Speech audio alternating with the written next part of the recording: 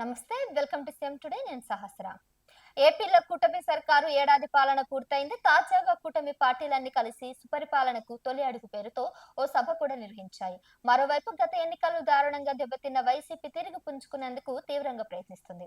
ఈ నేపథ్యంలో రాష్ట్రంలోని పలు ప్రాంతాల్లో వైసీపీ అధినేత వైఎస్ జగన్మోహన్ రెడ్డి విస్తృత పర్యటన చేస్తున్నారు.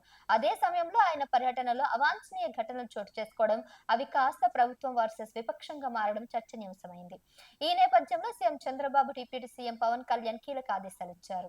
రాష్ట్రంలో కూటమి ప్రభుత్వం ఏడాది పాలన పూర్తి చేసుకున్న సందర్భంగా నిర్వహించిన సుపరిపాలనకు తొలి అడుగు సభలో పాల్గొన్న CM Chandrababu, deputy CM Pawan Kalyan ఈ సభకు హాజరై ఐఏఎస్, ఐపీఎస్ అధికారులకు ఓ కీలక ఆదేశాలిచ్చారు. అది పదే పదే ఇద్దరు దాన్ని అధికారుల చెవికెక్కించుకునేందుకు ప్రయత్నించారు. రాష్ట్రంలో తాజాగా చోటు చేసుకున్న ఘటనల నేపథ్యంలో చంద్రబాబు, పవన్ కళ్యాణ్ బహిరంగ ఆదేశాలు ప్రాధాన్యత సంతరించుకున్నాయి.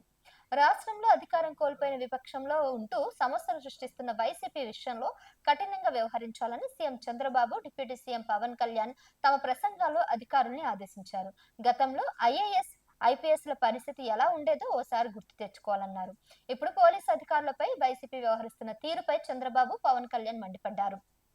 కాబట్టి శాంతి భద్రతలకు విఘాతం కలిగించే వారిని వదిలిపెట్టొద్దని, వారిపై ఉక్కుపాదం మోపాలంటూ వీరు అధికారులకు సూచించారు. పోలీస్ అధికారులు రిటైర్ అయ్యాక విదేశాల్లో ఉన్నా వెంటాడుతామన్న జగన్ వ్యాఖ్యలు ఇబ్బందికరంగా ఉన్నాయని పవన్ ఆక్షేపించారు. ఈ ప్రభుత్వం ఇలాంటి అసాంఘిక చర్యల్ని అస్సలు సహించబోదన్నారు. గొంతుకలు కోస్తామన్న హెచ్చరికలు భయపెడుతున్నాయన్నారు. ఇవన్నీ చూసే ఇక్కడికి వచ్చామన్నారు. పిచ్చి బెదిరింపులు చేయొద్దన్నారు. తాటాకు చప్పులకు భయపడేది లేదన్నారు. సంస్కారం ఉంది కాబట్టే ఇలా మాట్లాడుతున్నారన్నారు. శాంతి భద్రతలు, అవినీతి విషయంలో కఠినంగా ముందుకెళ్లాలని అధికారులను పవన్ కోరారు.